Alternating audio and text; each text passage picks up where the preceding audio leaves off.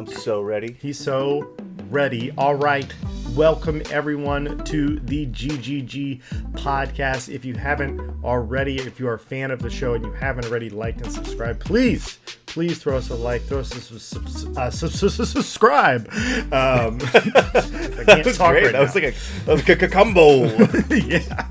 Yeah, I feel like I was an announcer for Street Fighter 6. This week I am joined, as always, by Phil. Phil, how are you doing this week? I am doing so good. I am lost in an isekai, a whole different world.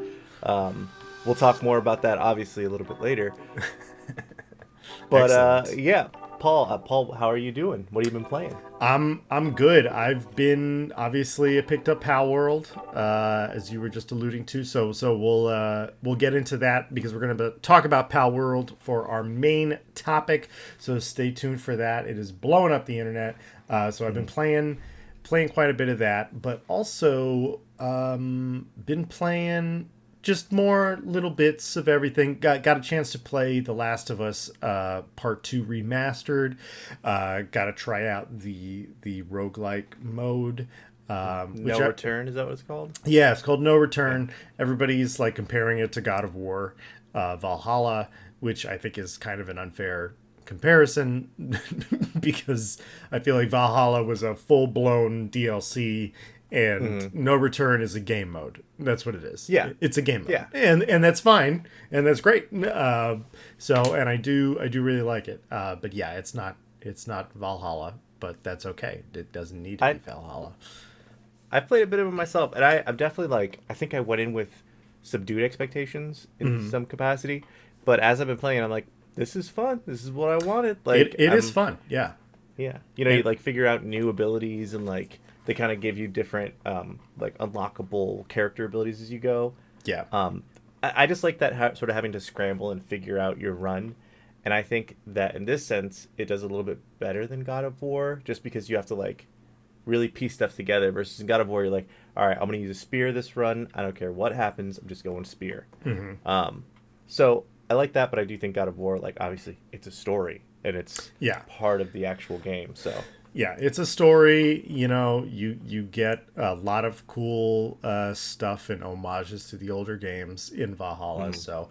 but yeah, the No Return, The Last of Us Part 2, I really like it. I think, I went into it without playing The Last of Us in a long time and, totally forgot all the controls.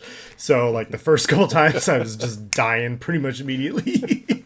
But that's kind of the thing is it's a completely different vibe from God of War, because God of War, you play it for the excellent, precise combat, and for this, it's much more of a tension game, much more of a Resident Evil-ish kind of a vibe where it's you can die at full health in one hit if you're not careful. So, yeah. I like the weird grime to it. That's one of the things about The Last of Us that I really enjoy is that the combat isn't that precise, like you said in God of War. But a lot of times, someone will run up and hit me with a bat, and I'm just on the floor, looking at them with my gun, all right, hold on, I'm going to stay still. Gotta shoot him. Yeah. Yeah. Having fun with that. And then, the usuals. Played some Deep Rock. What else did I think I played some Void Crew. The usual things. So yeah. Okay. Yeah.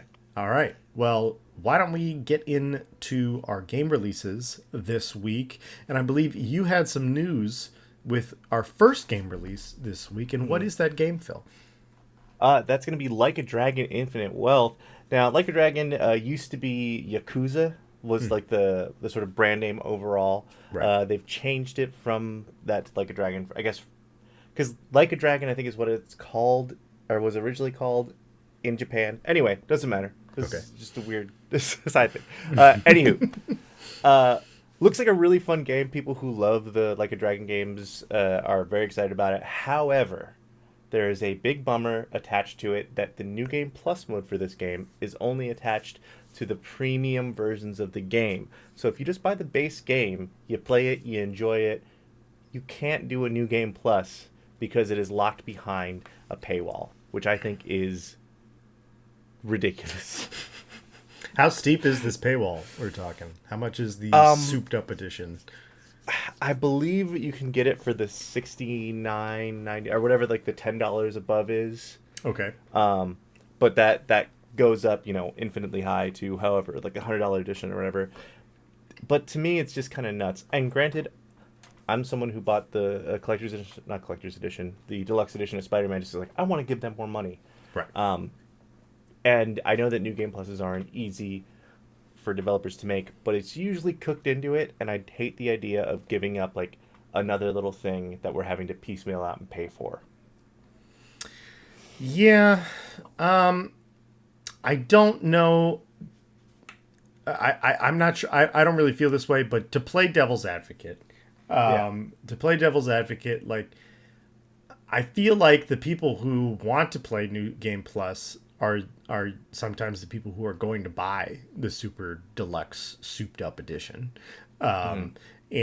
And so it's like I don't play New Game Plus on games that I'm not really into. Like that's not I don't, like those games that you buy and you like begrudgingly play through because you're like, well, I spent money on this. So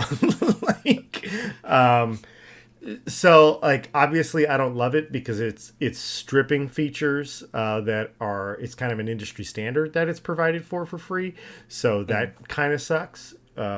But I would be fine with them adding a feature or a mode that is not an industry standard for free and then charging for that in the deluxe edition. You want to do that? Sure. So yeah, but kind of lame. I agree with you that is actually probably the best case argument for like people who love the game are going to be the ones who New Game Plus it, and they're probably going to get more money anyway. So not a bad point. And as we could see, like Spider-Man, God of War, a lot of great games. Their New Game Plus came out after, a little whiles after, because it takes more development time. Yeah, absolutely. All that to say, it's getting good reviews. So it's getting great reviews. That's Like a Dragon: Infinite Wealth getting great reviews, and Tekken 8 also getting stellar reviews, which is weird because people like I feel like really haven't been in a Tekken for a while, and the Tekken was really my childhood fighting game. I played so much Tekken, and I had like my favorite characters and everything like that.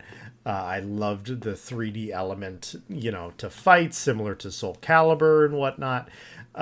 So I'm excited that those two games are both coming out this week and are actually really good.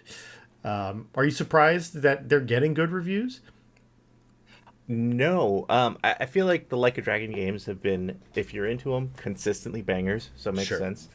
I do think that like Tekken 8, we've had this like period of, I feel like some of the best fighting games in maybe a generation or so, like Street Fighter 6, Mortal Kombat 1. I know it's got its issues, but it's just like they've been pumping out consistently good games for a while. Yeah, 11 was the big banger for them. Yeah. And then Street Fighter, I feel like got people riled up for fighting games again, So it's pretty cool that I think Tekken, Bandai Namco, has seized on the buzz and like, okay, we've got goodwill for fighting games. Let's pour everything into this one. So I'm excited for it. I have a friend who's really stoked about it, and I'm excited to like see. I'm excited to play with him. I'm gonna lose though. That's the problem. I'm not a Tekken guy. I'm not like good at fighting games, so it's I'm definitely not gonna be winning that round. Do you have a character? Have you played Tekken a lot? Do you have a character that you're somewhat familiar with? I always liked the panda bear because he was a bear. Yes, that's pretty much it. Yeah, that's a fair answer. Well, who's your favorite? Who's your go-to? Oh, I mean, God, I don't even know if the character's still in the game. I think her name was like Christy or something like that. She had all these like swings. She was like a break dancer. She had all these big swinging kicks. But then I think there's, I think there's a Paul in the game. No, there's oh God, there's a Korean kickboxer. I don't remember his name. He has red hair. That's the guy I used to play as a lot. And all the Tekken fans are screaming the name in the audience right now. So it's Jethro Tull. That's right. Yeah, no, it's really cool to see fighting games like back on the rise. Yeah, absolutely. I am all for it. Last on the release calendar for this week is Enshrouded, which has, I feel like it got announced ages ago. It's finally coming out on PlayStation, Xbox, and PC. Yeah, for those people into survival action RPGs, Enshrouded probably be right up your alley. I haven't seen any reviews for this yet. I wonder if the embargo is up for it, but we cannot give it the thumbs up Seal. as the other two have gotten.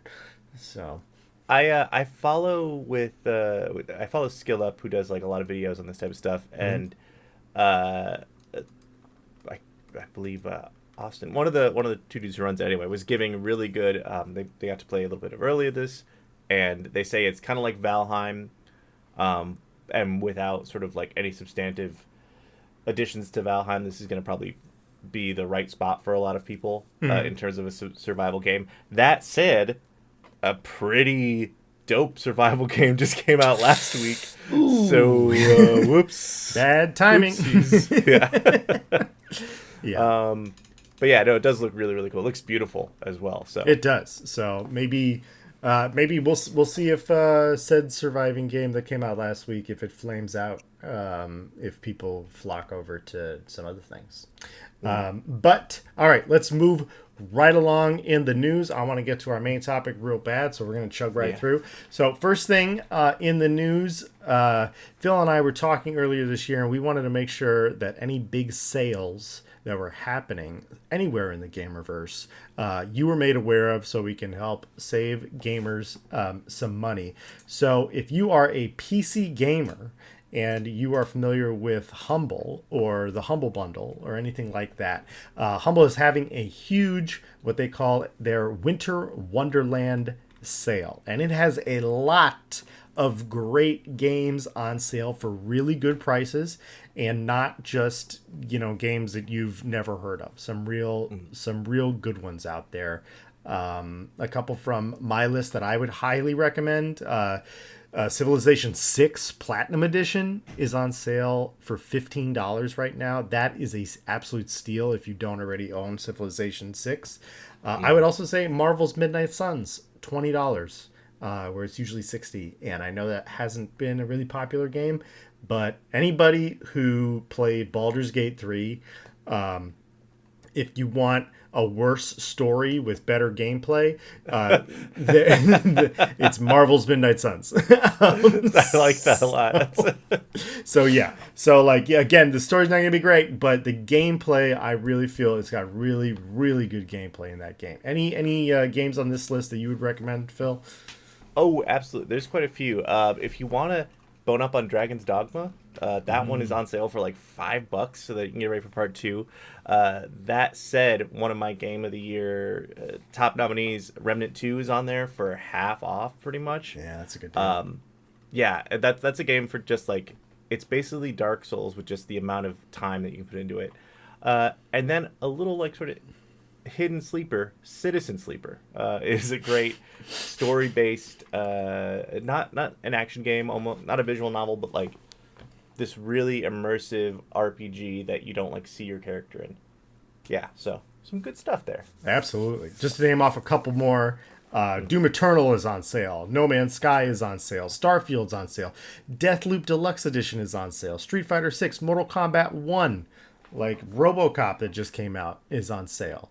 So good. So Monster Hunter World Iceborne Masters Edition is on sale for $25. If you're a Monster Hunter fan, that's so much game for that amount of money. $25. That's really good. So check out those deals over on the Humble store.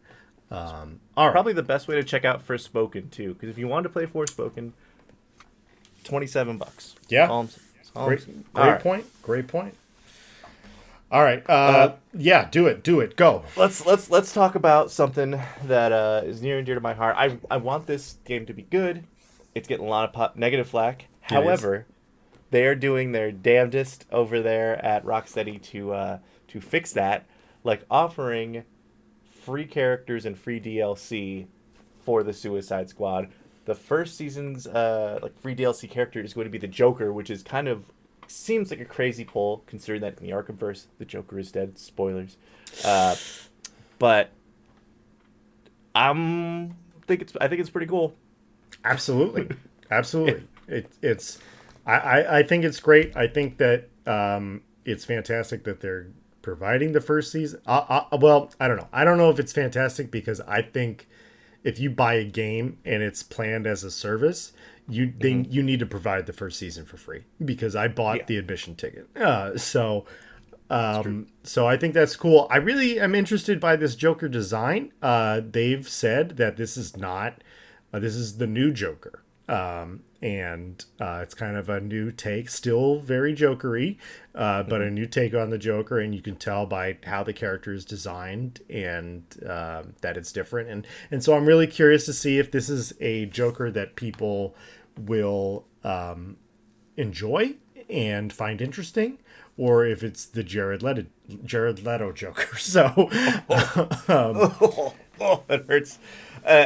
Okay, I think there's a couple cool things about this. First of all, it's so they explain it as a Joker from an alternate dimension in this game. They've said they're going to be multiverses or whatever. So this Joker exists in a world where he hasn't become like a supervillain yet. He's on his way, but he gets roped into Task Force X and is part of the Suicide Squad.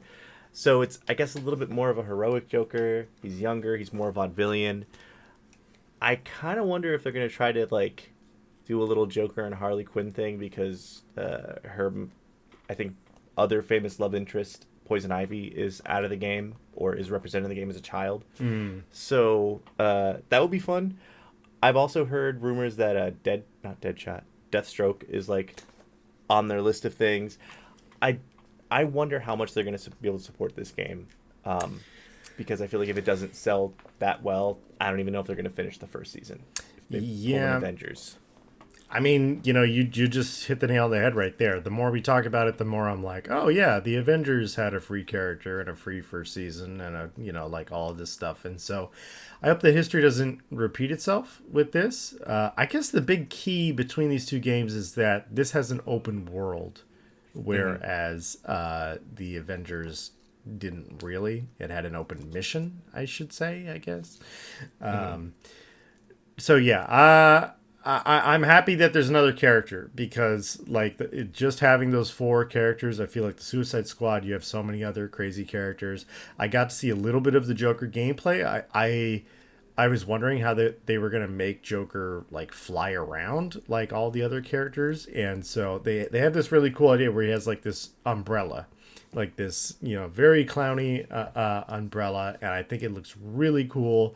It is a little hokey, but whatever. So I'm curious. Game, it reminds me a lot of what was, it came out for the Xbox One and it was, the last game that Insomniac did for anyone besides Sony. Oh my God. Right? I know the gameplay. I can see it in my head. Yeah. Yeah. It's anyway, it doesn't matter. Yeah. But it's got that type of like movement and combat all at once. And I think that is the best thing it has going for it that maybe Avengers didn't have. So, fingers crossed. Fingers crossed that it turns out to be pretty good. Sunset Overdrive. Got it. I was on Insomniac's page, like, looking through their games, like, please. Be in here somewhere. All right. So moving on to our next news topic, and I'll let you chime in a second here, Phil, because I know you have feelings about it. So last week, we were talking about Halo and how they were like, we canceled our Battle Royale, and we kind of discussed whether like this was an indication that Microsoft was kind of like abandoning ship and being like, I think we're gonna move on and not try to make this work. And we got confirmation this week from Microsoft that there will be no more Halo Infinite seasons at all. And so they will keep things in rotation and continue to support the game through this year, but have made no other roadmap commitments to Halo Infinite. Phil? Ouch. Well, okay. First of all, Halo's a repeat offender on our show. It's been multiple weeks in a row where we're just like, so what's going on with Halo? But I was talking to a friend of mine who works in the industry, and he had an opinion that I thought was really interesting. He said I could share on the show. Oh. But he said that Microsoft worked really hard to acquire Activision. Mm-hmm. And with that, they've acquired the biggest shooter on the planet. Mm-hmm. Will they just let Halo go for a while? Like they've got Call of Duty. Do they need to make more Halos? I mean, need is not the right word. Because Microsoft doesn't need to do anything. They don't. They're fine. They could just be making Windows Explorer and all of their programs and be good. Yeah. However, Phil Spencer can keep just buying companies and absorbing them and being like, "See, look at all the games we make that we bought." So, I mean, yeah, that's a good point. I guess you don't want to cannibalize your own. Yeah, but I mean, I feel like even though they are both competitive first-person shooters, I feel like they're kind of different markets. I feel that Call of Duty is much more of a Twitch first, and with Warzone, it's a battle royale. Like if they cancel the battle royale because they don't want to compete with Warzone, okay, sure. But to completely be like, we're done with Halo. Maybe we'll bring this back. Or maybe they won't. Maybe it's Half-Life now. Maybe it's never going to, come out. So I get that, but it's very disappointing because Halo was supposed to be this huge game. Halo Infinite was supposed to be this huge game. Infinite. Yeah, it's got Infinite in the name. It's supposed to go on forever. No, yeah. Well, it's a pillar of Xbox and has been throughout its entire life cycle. So hopefully it is the case that they're not willing to just move on from it. But I think, if anything, there's a positive in that they're like, we don't need to make Halos and pump them out. We can make it a, one every 6 years. Hey, here's a game that we've been passionately working on. You're getting your shooters over here. Mm-hmm. But this one, Master Chief has an emotional breakdown, and we made it fun somehow. Just a quick time event of Master Chief crying. Press B to sob. Oh, man. All right. Well, back in jail, Microsoft. You're still on the hot seat. Straight to jail. Straight to jail. So, all right. Next up on the news. So, The Witcher 4. CD Projekt Red, as everyone or as most people know, they have told a news outlet that they have no plans to integrate AI into the makings of The Witcher 4 and have a huge amount of employees. And so they've already started working on The Witcher 4, but they're going to be gearing up in the next couple of months. And so they're kind of laying the groundwork and the planning of, what their goals are and everything like that. So this is a big publisher coming out and saying that they are not going to use AI. Obviously, this is a verbal commitment, but I think it's kind of refreshing, and I think that this is kind of what needs to happen with the bigger publishers who have the money to be able to pay, these employees what they deserve instead of trying to cut financial corners. So yeah, any impressions on that, Phil? How do you feel? Are you a Witcher fan, by the way? Yeah, I've played The Witcher 2 and The Witcher 3 specifically. Yeah. I tried The Witcher 1, but I think it was too old. Not the right time for me. It's too old. That said, I sure hope they don't use AI. I'm like, hey, good for you for saying it. And honestly, CD Projekt Red, they have earned every bit of goodwill that they have because they made The Witcher 3. It was amazing. They made The Witcher 2 was amazing. And Cyberpunk, they did a No Man's Sky where they worked on it. So I trust them more than I do other developers. But it does that they didn't, or they don't plan to use AI, which is, it leaves a little bit of a doorway to be like, if we need to. Well, so they went on to say that they may use AI to expedite processes, or allow employees to use AI to expedite processes, but that they will not be replacing anyone's job. And the employee, I think it said like around 400 people are going to be working on this game. So that's a lot of jobs. Okay. Very cool. Good. So, and like, I get it. It's a new technology. It's happening. You probably have to integrate it to some extent, but as long as it's not costing people their jobs, then I am all for it.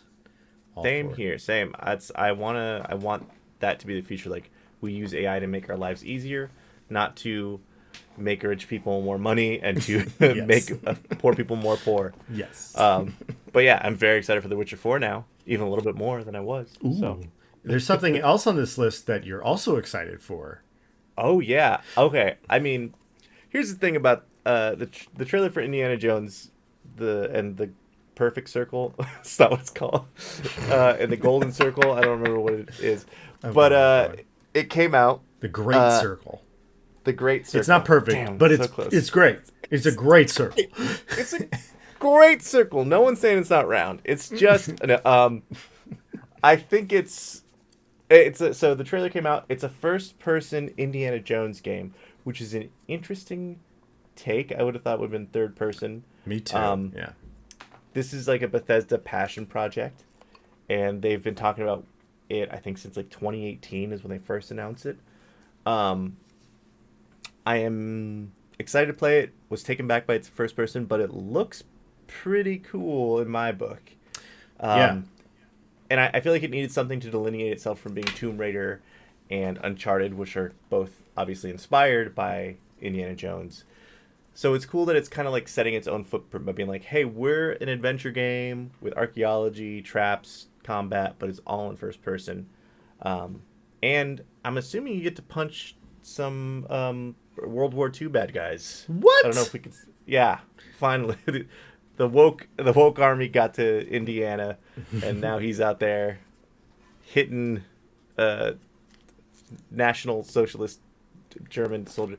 What is the? I don't want to. I don't want to say. You don't want. I'll say it if you don't want to say Nazis. It. We're cool to say Nazis. I just don't want to. I don't know. I don't know if the internet's gonna get upset at us. Okay, it's just a word. I mean the algorithm, not like I don't care if someone like punch Nazis left and right every day. Sure. But no, but I mean it's factual or not factual because it's a fiction. But Indiana Jones has fought Nazis in previous movies and will continue to do so. Like we're talking about fighting Nazis. So, and I love it. Yes. I love how much she hits them. Yeah. But yeah, what did you think about the trailer? I was very surprised by the first person take. But it's Bethesda, and so it has to be first person. So they didn't have a choice because they don't know how to do a third person game. They just know how to switch the camera angle, but they don't know anything else about how to do a third person game. That's woefully true. But like obviously my mind went to Uncharted. My mind went to Tomb Raider, because those games were inspired by the Indiana Jones movies. And so they're not, Indiana Jones isn't copying them or anything like that because that it was the original inspiration. So I think it looks pretty cool. I think the combat looks interesting. I don't trust Bethesda because of Starfield. And also seeing how like pretty the game looks, I'm like, whose engine is this? Whose engine is this? Is this running on like a 5090 that hasn't been released yet? Like, what are we talking about? And so I'm not like, I know it's technically Harrison Ford and the face is, and then it's being played by Troy Baker, which is like, if you're gonna have somebody play him, sure. I guess my hesitation is I don't trust Bethesda, and I don't know. I don't know how on the rails this game is, because it looks very on the rails. And so is this a incredibly linear on the rails 5-hour experience that I'm gonna pay $70 for. And you know, if it's an amazing 5 hours, like sure, but not being a hardcore Indiana Jones fan myself, I'm just like, I don't know what you're actually doing. Like I don't know what you can actually do in the game, or if it's just about moving to the next cutscene, which is also fine. And maybe that's what Indiana Jones fans want. They just want a movie. I mean, listen, like after the last two Indiana Jones films, just like a solid Indiana Jones film where he's young Harrison Ford doing his thing would be fun. That said, even if it is just like a narrative experience, thank you, Papa Phil, for Game Pass, because I'm paying $60 for that. No way. No. But the whip looks fun. You know, the whip looks pretty cool. Whip looks fun. The punching, I hope you can do more than that. But like it was cool in the moment. This reminds me of something. I feel like I've never voiced this opinion before, but when game animations are too like rigid or kind of the same in every circumstance, it really throws me off.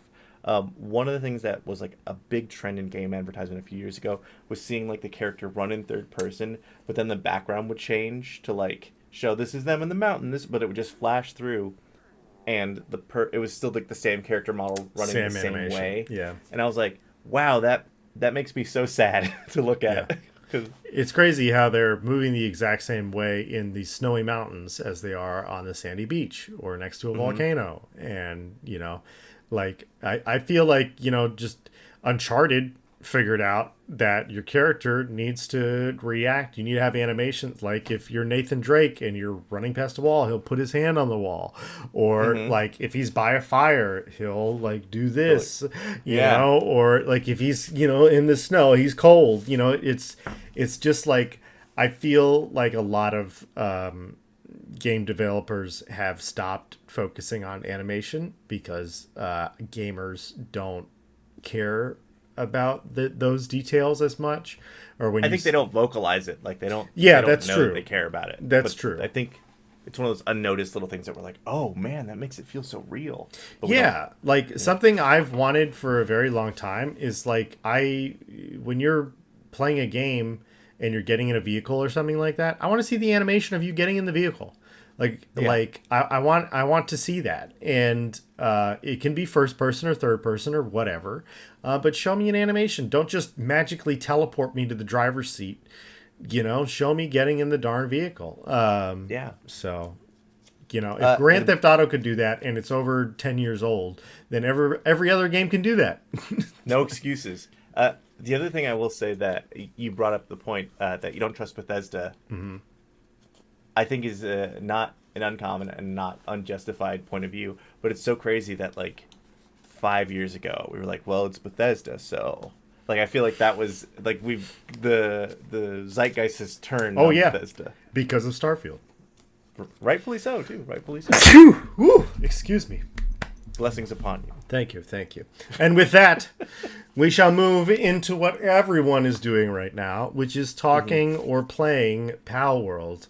And it has completely taken over the internet. So I'm just going to throw some facts out there, and then we'll get into, we've both had a chance to play it. We've both had experience. But so far as of this recording, Palworld has sold 6 million frickin' copies, which is ridiculous, especially considering that it is not available on PlayStation. You can only play this on PC and Xbox. No PlayStation, no Switch.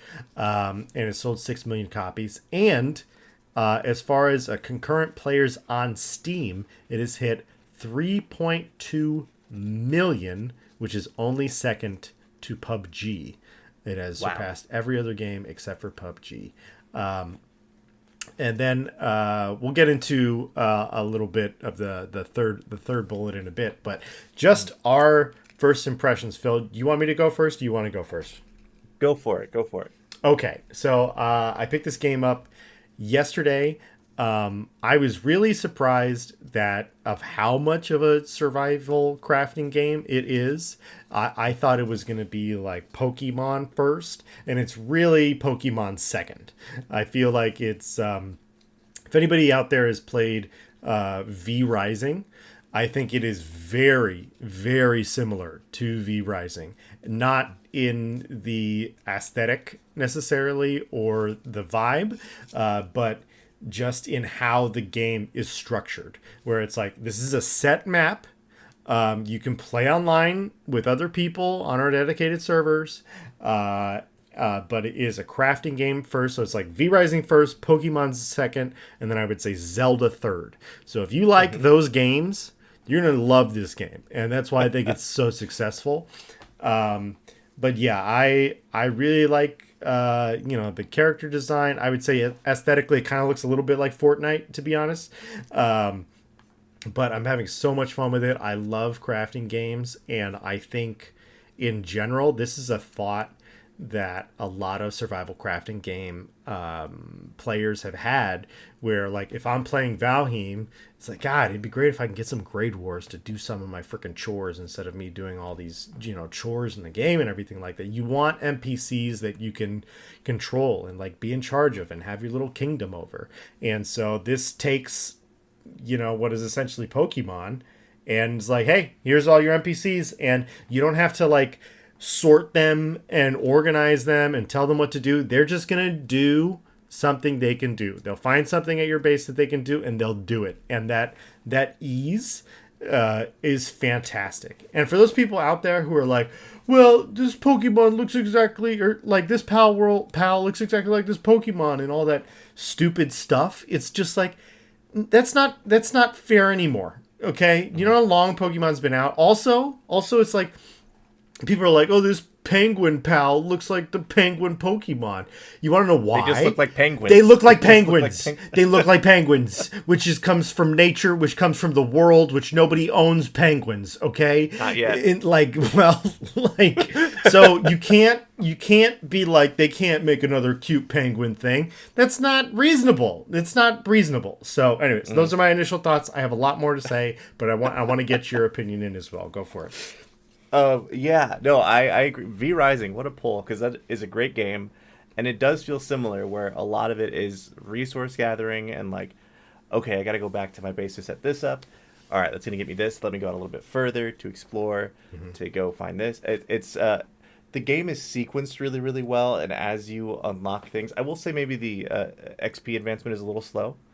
But you can actually change that, which is cool. You can change how much resources you get from mining or cutting wood. So if the game is a little bit too slow, you can actually make it better in that respect. I had a moment where I started playing Friday, right when the game launched. I was like, all right, Nice. crack in. I love monsters. I love survival games. Let's go. And I played pretty much all day Friday. And then every bit of time I have gotten since then, I have been like just putting in hours on hours. Tried to play some Last of Us, but Palworld has such a good pull. And for being a game that is not complete, still in its alpha, it has so much going for it. Like the combat, I've actually started to get a hang of. Okay, I'm going to let my pal attack. I'm going to pull him back so they don't kill this thing. And then I'm going to like make sure that I can get the catch. Or, okay, I know that this particular thing drops leather, so I have to go kill some of these. It's a really like surprisingly deep game that looks like a cartoon. And I guess one more thing that I really enjoy about it is just how kind of like wacky and dark it can be. Sort of like the original Grand Theft Auto, where you would play at first when you were like a tween or a kid just to see the messed up stuff you could do. But in Palworld, you can craft a butcher knife to get resources from your pals. So instead of like when you call them over, you don't pet them, you butcher them, and they're just gone forever. But you can also put your penguin in a rocket launcher and shoot him at enemies. I got this one called a Rocococo or Tokoroco that looks like a dodo bird, and you can craft special gloves for it that allow you to pick it up and shoot its eggs out like a grenade launcher. It's The first time I actually caught that one and like used it to fight, I was like, all right, fight. And it just walked up to the other pals there and started flashing red and then self-destructed. And I was like, that's your ability? Oh my god. But yeah, again, just a great usage of these monsters. And I think, like you said, when they're at the base and they're doing their thing, it's really cool to watch. Like, in Pokemon, you never see a Squirtle like use its ability to like surf or something.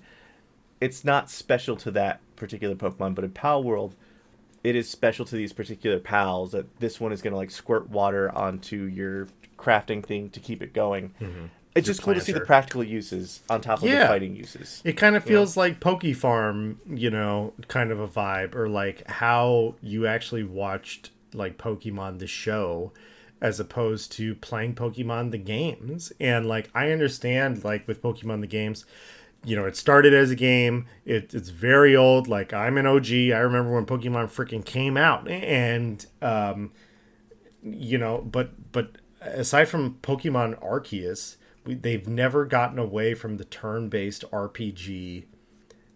Get through the map. It's just the same Pokemon game. All right, so yeah, this is where I want to take our conversation a little bit. Yeah, to like, why is this? Because it's a good game regardless, but why is it catching on fire so bad?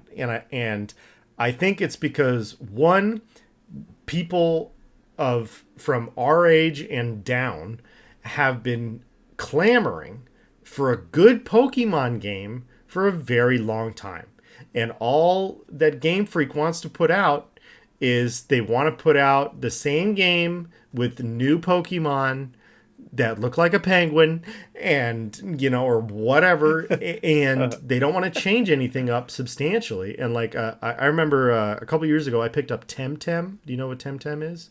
I remember Temtem, yeah. So it's like I believe it's a Chinese company makes Temtem, and I actually really like Temtem because I saw it as a little bit of a progression of Pokemon, where they just streamlined so many annoying things and grindy things that you had to do in Pokemon, and I really enjoyed that. But it was still this turn-based RPG. It was still get through this map. You can't use your your Temtem or your Pokemon or your pals for anything else other than fighting each other. And so I'm really enjoying this. Why do you think it's slapping so hard? Why do you think it's hitting so hard? I think that's a large part of it. I think like you said, Pokemon has either been unwilling to or afraid or unable to adapt and like change their core ethos for what the game is.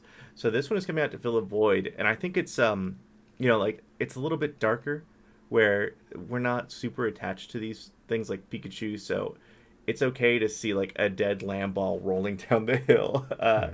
And one of the other crazy things about this game, you can capture people, like there's bad guys in the game, and you can just catch them and then make them slaves, which is one of those weird things that just feels like this is a silly, cartoony game that lets you kind of do whatever. I don't know. I definitely think there is likeness to the sort of Pokemon designs, but I think that's to its benefit. Like, when Pokemon first came out, we had Digimon right after. Digimon World was a great game. We had Monster Rancher. We had these games that offered something else, and they sort of fell off. So it's kind of cool to see an indie developer make something like this and everyone just be like, oh yeah, this is what I wanted. Like, this is open and silly and I can play with my friends, and it's not overly litigated like Pokemon is. Pokemon, like you said, is very streamlined. Like, you use your Pokemon to fight, you take them to the Poke Center. Maybe you can do like feed them Poffins and put them in a beauty contest. Here's some berries, or go to the Pokemart. Give them, I just, the base building. Obviously, survival crafting games are very in right now and have been in since, the pandemic. I mean, really, since like Minecraft. It was really Minecraft, but like I would say where we've seen a bunch of survival crafting games blow up that aren't Minecraft. And so they're still very in right now. Having a base that you can make, that you can defend, and the game, I want to give it its flowers, but it does really nothing original, like at all. I want to point out, like, for all the Valheim fans out there, and I'm a huge Valheim fan, there's a deer in the game called Eikthyr deer. And Eikthyr is a deer that's the first boss in Valheim. So it's like, it's a direct, they are directly ripping it off. And that's fine, you know, because, like, this just seems like a game that was made by gamers for gamers. That's what it feels like to me. Well, I think Eikthyr is a it's like actually a it is Norse myth thing. Yeah, but I mean, for just being a survival crafting thing, and then the design. Yeah, like, come on. They gotta know. Yeah, I've heard a bunch of, I guess, some of the controversy around it. The internet has gotten absolutely toxic about this game because there's a lot of Pokemon fans who hate this game for feeling like they copied it, as in addition to the console wars and, like, this is an Xbox and PC game, so PlayStation people can't have it. All of that, but it's made people to hold the developers accountable for allegedly using AI, which I'm not sure if it's been proven or not, but I think a lot of that stems from one of the lead developers on the game saying that, like, look at these AI from this these Pokemon from this BuzzFeed article that AI made. It's almost indiscernible from regular Pokemon. So people have been latching onto that and being like, oh, you used AI to create this, and all of the copying stuff. That said, I don't know. There's just so many influences that go into Pokemon. Yeah. That it's really hard to look at like a Luxray, who was like an electric lion, and not be like, oh, that's a lion version of Goku, you know? Yeah. I'm looking up right now how many Pokemon there actually are. Oh God. I don't know why I got so upset about that idea. Oh God. It's like it's an unknowable number. I think it's over 1,000 now. I am scrolling the list. 1,025. Wowzer. You try making 1,025 creatures, like cartoony creatures, and there's gonna be a couple that look the same. Like, yeah. God darn. Oh my goodness. Right? That is crazy. Yeah, I get it, but I don't know. Are you mad at DC, or are you mad at Marvel because they, you know, copied superheroes from DC? You know, like, this is right. I'm not mad at this game, and the thing is like, everyone's focusing on the Pokemon aspect of it, but again, I see a lot more connections to other games like V Rising, like Valheim, like Zelda. I think the sounds are the sound cues in the game. They're like Zelda sound cues, straight up. They are very You similar. can do the Zelda climb the wall. You can do the Zelda, you know, glide. I mean, given a lot of games have done that now, you know, including but I games do that feel are like, it does feel very Zelda, like, or Breath of the Wild specifically, influenced, like those things specifically. However, they're really thrilling in gameplay, so good, use it. Like, yeah. I'm gonna play this game for a long time. I'm pretty sure. Absolutely. And speaking of playing this game for a long time, so the devs released some plans, and they've obviously been getting a lot of press attention. And so they've talked about how right now, the game, how it is right now, they believe is about 60% finished of what they want to do, which for me is very exciting to hear. I think there's only 111 pals in the game currently. But hearing 60%, so, you know, maybe we get that up to 150 just because that seems like a good number, not for any other reason. And they're also considering PvP, and they are, but more likely are probably going to do DLC for the game once they have, you know, completed what they initially set out to do. But they did say that PvP would be difficult, and they don't have a clear plan for how they would do that, because they're, you know, obviously want to make it fair for everyone. With how modular the difficulty settings are, it would be pretty tough for PvP. Yeah. That said, I kind of enjoy this game being a chill with your buddies and play together, like cooperatively. In terms of DLC, I think that's excellent. Like they could add more New map. pals, new map, new building, like new types of things you can build, new levels of your stuff you unlock to be able to craft. Equipment for the pals, new abilities, new commands. Like there's so much stuff you could add, and they already have so much in the game already. So Yeah. I've been exploring the map. I explored yesterday. Like I got stuck in a desert, and I was trying to find a way back because I had some really good gear on me.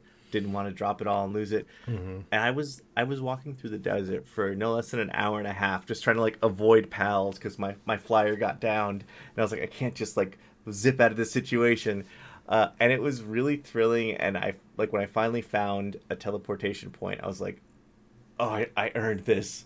I was bummed I didn't get in-game experience for that because it was probably the most monumental experience I had playing that game. But it is a massive map already, but I'm so excited to see what they add to it because so far their instincts, though there are a lot of copying stuff, has just been like spot on. Like this is the most fun version of this thing. Yeah, it is. There you go. Have you played any of the multiplayer? Anything like that? Any other servers? Yeah. Me and my buddy have been playing. I've just had him on my world, and it's really cool because we just like have two different bases set up that we can fast travel between. If we need to share resources, we can. It's really fun in that respect, and also like being able to tag team dungeons and boss encounters. The multiplayer works pretty well. It's a little laggy, but they did an update. I've had that experience as well. With the lag. So when you say you can go in between the two bases, like do you join a guild or do you stay separately so you can have two bases? Or I said that wrong, but you know what I mean. Yeah. No, I think he joined my guild, and I was like, oh, you don't have to do that, but he did just so that so he's using one of my like one of your PAL bots. Okay. Yeah. I see.